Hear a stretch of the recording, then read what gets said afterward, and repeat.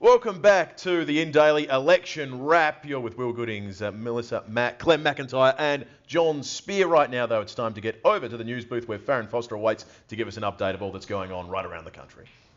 Good afternoon. I'm Farrin Foster with an InDaily News update. The Australian Electoral Commission says 3 seats are still in doubt as vote counting continues today. The seat of Hasluck in Western Australia, Brisbane in Queensland and Corangamite in Victoria are yet to be officially called by the Commission. However, most commentators say Hasluck will almost certainly be taken by Liberal candidate Ken Wyatt, while Labor's Darren Cheeseman will most likely win in Corangamite. The seat of Brisbane is not yet decided, with 12,000 votes still to count. Locally, the last marginal seat in South Australia was officially decided yesterday. Boothby was called for the sitting Liberal member Andrew Southcott, who will now begin his 6th term in the inner southern suburbs seat. Mr Southcott held a press conference yesterday to thank his voters. Meanwhile, in Canberra, Prime Minister Gillard and opposition leader Tony Abbott will start courting another independent member of Parliament in the coming days. Both leaders will try and convince Tasmanian Andrew Wilkie, who has been elected in the seat of Denison, to put his support behind their party. This morning, Mr Wilkie said he would be pushing for money to rescue struggling logging companies in Tasmania and to curb the use of pokie machines. Over the past week, Mr Abbott and Mrs Gillard have been in high-profile talks with the 3 other independents, Tony Windsor, Bob Catter and Rob Oakeshott. On Wednesday, those 3 released a list of 7 demands they want the parties to commit to. A new gang of fours in town. But I assure you we act for good, not evil. It's a lot of people in this room don't understand. You're living now in a different paradigm. But what we've done today is put together what we believe is a bit of a preemptive pathway. In the upper house, Family First Senator Steve Fielding has complicated matters for the Labor Party by announcing he would be unsupportive of a minority ALP government. Mr Fielding says the Australian people decided they did not want the Labor government returned for another 3 years. He is one of 7 crossbenchers who will hold the balance of power in the upper house until June 30 next year. He would not rule out voting against all Labor legislation. And that's back to you guys. Thanks to Farrin over there with an update of all that's going on. It is a very fluid situation at the moment. I half expect to go over to the news and find out a government's been formed. Bob Catt has decided we should join up with New Zealand. I don't know. It would seem not anything is beyond the realm of possibility at the moment. And it's a situation too that plenty of people are weighing in on, and I invite anyone who's watching to do so by sending us an email. You can follow the links that are on the page at the moment, or indeed get in contact with us via the Twitter at Australia Live TV or Facebook where we are at the same name. A couple of emails have come through, guys, that we'd like you to have an opinion on. The first says, from Travis, says, "Hi guys, surely it's madness how Senate terms do not expire at the time of the election, meaning knobs like Steve Fielding can stuff around with the system for almost a year as a political dead man walking." Strong words from Travis, Clem. Yes, the reason why we have terms that are out of sync in that sense is simply because of the Constitution. The Constitution specifies that the Senate elected will come into power on the 1st of July in the year, or the next 1st of July, the 1st of July following the election date, that's what I'm trying to say, and we'll have a 6-year term. And in fact, for a lot of Australia's parliamentary history, we had elections completely out of sync, so we'd vote for the House of Representatives and then on another day we'd vote for half the Senate. That hasn't happened, I think, since 1972 was the last time we had an election like that, but we may well be moving back into that territory as the dates are moving out of sync again. But effectively, Steve Fielding was elected for a 6-year term to start on the 1st of July 2004.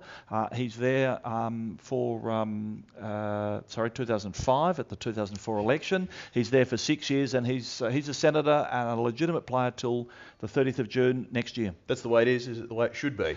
That's another question. If we're going to change it, we're going to have a change to the Constitution. Yep. And without boring everybody, we know how hard that is, so don't hold your breath would be my short answer. Okay, then we'll move on with the next question from Garth, who said, guys, the Greens got 11% of the total vote, pretty much an equivalent to a quarter of the major parties, yet only one House of Representatives seat, or 0.66% of the seats in the lower house. This disproportion is an ugly discrepancy, devalues the idea of democracy, given 1.3 million Australians voted Green and they got 1 representative.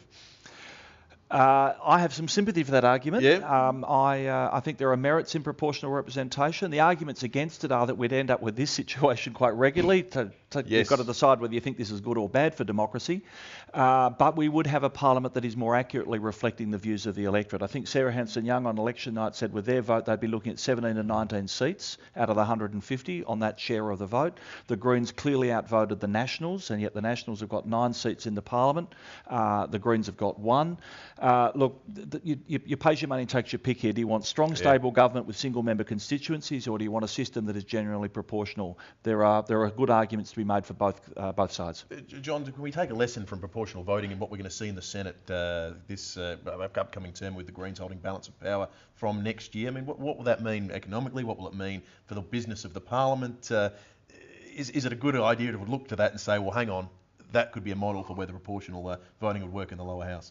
Oh, certainly. Look, I think the Greens campaigned incredibly successfully. The circumstances were very conducive to them doing well in the Senate, and they probably deserve to do a lot better in the House of Reps than they did. So I agree with Clem. In principle, proportional representation would be a better reflection of I think, the voting intentions of Australians in relation to wanting, I think, a tax on carbon. There's no doubt about that the majority of Australians would like it. Just what form that takes is going to unfold over time. It's going to be very difficult to see that introduced if we have a coalition and independent government. And even if we had a Labor and independent government, it'll be difficult to see a carbon tax going ahead under those circumstances. The mining tax will also be something that will be very difficult to see that transpiring in any way. So some of those big picture taxes are going to have a really difficult passage through the Parliament. Fortunately, both whatever happens, we're in a relatively stable national economic environment. Australia has done extraordinarily well against the difficulties of the global economic and financial turmoil, which wreaked havoc really in the US and Britain. So that's very fortunate for whoever gets in. But should we have a double dip recession in the US, which is a real possibility, it's going to be very difficult to see how they might manage their way through that. Just to digress for a second, if we hadn't had a hung parliament situation here, we're talking about the Greens, would have Adam Bandt been the story of this election? No, I think the story, well, it depends who won. If Labor had lost the election, then I think the story would be clearly a first-term Labor government with a reasonably good majority and a commanding position in the polls even 6 months ago, losing office. That would have been, for me, the story of the election. And on the Greens then too, and Bob Brown no doubt made a lot of celebrations on the night of the election, talked about the emergence of a third political force in this country. Do you think those comments are representative of the sentiments of people backing the Greens, or was a large proportion of that a protest vote? Oh, I think a large proportion of it was a backlash against the failure to get a carbon tax through. I think the Greens would have done better, but not nearly as well as they have under these circumstances. Yeah, I'd say it's a mix of the two. There is growing support for the Greens, there's no question, but there's a lot of people who are happy to vote Green this time because they were dissatisfied with the policies of both of the major parties. And just lastly, while we're on the emails there, Betty Wilson was questioning whether when it comes to determining who has a mandate to govern in a hung parliament like this, do we look to a two-party preferred basis on which the Labor Party is marginally ahead, or on first preferences, the primary vote, where indeed the Liberals were 5% ahead? What is more useful, do you think, Cliff? Well, I take a pretty hardline view on this. Those factors will be influencing the calculations of the independents, but they're not obliged to follow that in any sense. What forms a government is 76 votes on the floor, and it's as simple as that. If the independents align with one side or the other and they've got a majority, 75 votes once the speaker's taken off the floor and put in the chair, then that constitutes a mandate to govern. And it's, to my mind, it's as simple as that. That the question of the share of the vote is interesting. It's a factor in the calculations, but I don't hold the view that it gives any greater sense of authority to one side or the other. We want to move along now look beyond the national picture and sort of get a little bit more parochial and have a look at SA focus. And Mel, I know there's a couple of things there that caught your eye. Yeah, well, there wasn't actually any change in the House of Representatives in the South Australian seats. Chris Pyne increased his lead in Sturt, but Andrew Southcott in Boothby's taken his down to, I think, about 1%. What do you think the different factors in both those seats were, Chris Pyne increasing his and Andrew Southcott coming quite close to losing his seat? Look, it was surprising, I think, that Chris Pyne did as well as he did. Yeah. And I really thought and expected Rick Saar to do reasonably well. I disagree with that, I have to say. But look, look, I know that he's a strong local campaigner. It's always difficult against an incumbent who's been well entrenched in the community. He does have a strong profile in the community. So, Clem?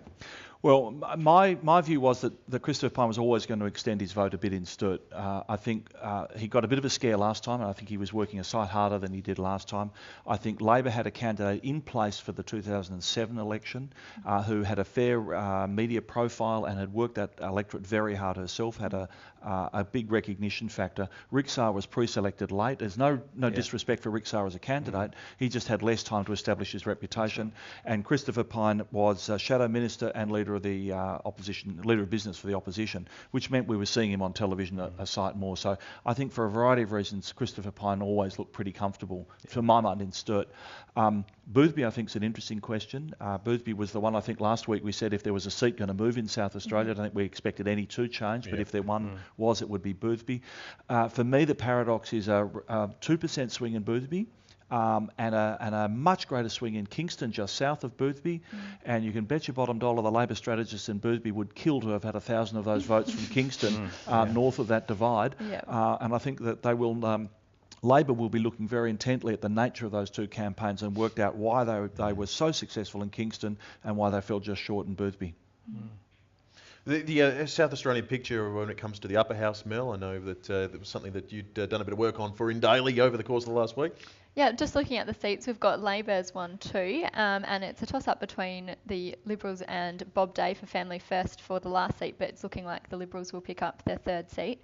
And, of course, Green's Penny Wright. What do you think of the tussle between Bob Day and the Liberals' David Fawcett? I agree with you. I think the probability is that the Liberals will win the last seat, the 6th seat in the Senate. The final count, again, without going into all the technical ways in which the Senate vote is counted, we'd need another couple of hours here to get on top of that. But the final count is likely to have the Labor ahead of the Liberals, who will in turn be just ahead of Family First. And then Family First will be eliminated and their preferences will push the Liberal past Labor. If there is much of a vote from above the line, where the preferences are less predictable. Sorry, start that again. If there's a vote below the line where the preferences are less predictable and those ballot papers where there's a simple one above the line, then it's just possible that the Family First candidate might hedge ahead of the Liberals, and then it would be the Liberals eliminated, pushing Bob Day into the Senate. But I think all of the money at the moment would be on the Liberals picking up the 6th seat. So 3 Liberal, 2 Labor, and a Green return from this half Senate election. Okay. I'd agree with that, yeah. On Family First, John, I mean, they didn't fare particularly well for an election that did see a swing back towards the Conservative side of politics. Now, there's obviously no doubt an incredible number of factors determining why that might be, but a statistic that stood out to me, they were done in 2.5 votes to 1 by the informal vote. That can't be a good sign for the Family First Party. It's not, but it did reflect that sort of wider disillusionment that Clem was referring to earlier on. And it's very difficult for a party like Family First to get any purchase in an election like this one, given the nature of the issues, the big issues that were at stake. And they played much more in the favour of the Greens than they would in the favour of Family First at this election. Well, we're just about out of time, but what I do want to do before we do go, and I know, Clem, I know you're a mad keen football supporter, so you know what tipping's all about. If we had to tip, so to speak, how would you have to call it? I have been resisting this all week. Okay. One day I think one way, the next the other. Look, it's Friday, it's lunchtime. Probably at the moment, I still think there's a chance that a Labor government will be formed, but I'm saying that with absolutely zero confidence.